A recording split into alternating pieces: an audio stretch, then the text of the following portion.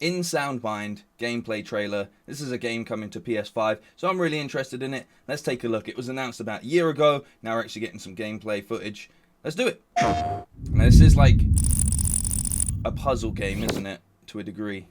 So you know how I feel about puzzle games. Hi, this is Mick Lauer, the voice of Desmond in the upcoming game, In Sound Mind. Hi.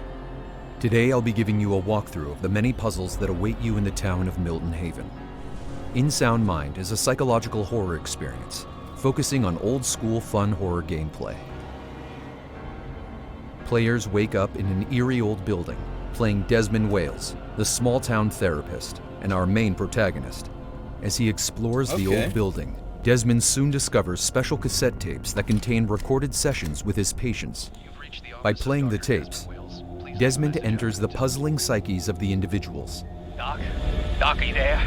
The levels you traverse, along with the This puzzles looks really and cool. threats you encounter, resonate with the same themes behind each of their stories and their struggles, making each tape a unique experience. One of the patient tapes you'll listen to is Alan's. Alan worked as the town's lighthouse keeper. He describes his fear of the dark to Desmond in one of their sessions, which shapes Alan's monster, the Shade. While Alan was comforted by light, the Shade fears it. And I'm not puzzles surprised. surrounding it involve a play on light and darkness. When left uninterrupted in the darkness, the Shade appears as a giant living pit chasing you, swallowing everything in its way, Nope. from crates to entire cars and trees. That's in this cool. dark, open area, on the beach, in the nearby forest, or at the lighthouse, threats can be anywhere, lurking in the shadows. Desmond must use the environment, his flashlight or flare gun, to subdue the darkness, to learn more about Alan's tragic story, and finally get through the tape. I like this. We're excited to be showing a glimpse of Lucas's tape. Lucas is a veteran who served as an experienced radio man in the war. He tells the story of the war, how radio practice and marksmanship shaped his life, decades later leading him all the way to small-town Milton Haven. His monster is the Flash, a 12-foot-tall walking radio tower equipped with a deadly long-range sniper rifle. Oh, come on, bro. Desmond will have to cover much terrain as the Flash dwells in the forest surrounding the town, and through the use of a special radio device. Desmond must uncover encoded messages in the frequencies and night sky that help him understand what has happened to the town and get him through the tape. Is there anybody out there? Hello? This looks This really is good. just a taste of the different types of environments and puzzles In Sound Mind has to offer. Each area and puzzle bring to life the unique story of each individual with their own unique gameplay mechanics. You will have to navigate the psyche of your former patients, and eventually, even your own. Yes. Will you be able to course. uncover the truth that links them all together? I don't know. I hope so. Available this month? How much? Oh, pre-order. Pre-order now. Available this month.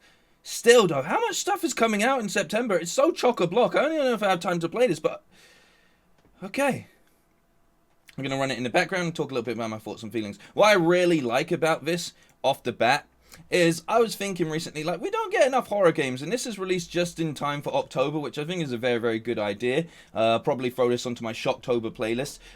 Graphically, it doesn't look the most impressive, but it still looks pretty damn awesome. I feel like it will look better when it comes out on the actual console, and you'll be able to look at it a lot more. But what I really like about this is I was a big fan of Resident Evil 7 when I did the playthrough, and this seems like it's got similar sort of elements, at least in the setup, which I think is really, really cool. I like the fact that it is a puzzle game, but why I say this is because I'm not a fan of puzzles when it's like forced puzzles, and it's like little brain training type puzzles thrown into games. When it's actually like escape room scenario kind of things, that's what I'm describing it as, that's when I find it really enjoyable because it's still part of the narrative. In fact, the narrative works around it. So I really like what I'm seeing here, but the thing that interests me the most is that we're actually battling a lot of people's inner demons, and that's a really cool concept overall. It's not just one monster either, we're battling a whole bunch. As you saw in that clip just a second ago, there's a whole array of different sort of monsters, it looks like, whatever you want to call them, but it just comes together with this sort of psychological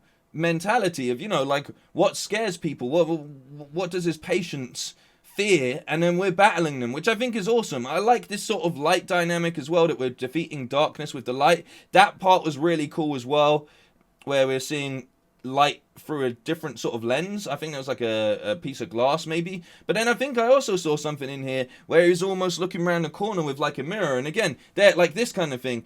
It's not so much around the corner, but he is like looking in for a different lens. And I think that's really, really cool. Everything that's being presented here actually looks like a lot of fun. It looks bloody terrifying, do not get me wrong. It looks absolutely terrifying, and I'm probably going to shit myself playing this game, but that'll be fun for people to watch. But overall, this actually looks really, really good, and I'm on board with it. I do feel like there's been a dip in horror games in recent times, and this seems to be picking up that slack just a little bit, you know? I've given my thoughts on Resident Evil 8. I wish it was more terrifying, whereas Resident Evil 7 sort of delivered perfectly on that level. And like I'm saying, I'm getting some sort of similar vibes from this. Yes, we do have a gun and things like that, but I mean, look at this. What did he say? It was like a 12-foot thing with a sniper rifle? Like, come on, man. And it's just destroying everything. It's nice to see destructible scenery and everything else being thrown across in here as well. That's very War of the Worlds, which I like in design also. And this sort of like finding the pattern in the stars and all. There's loads of cool things being displayed in this, so well done.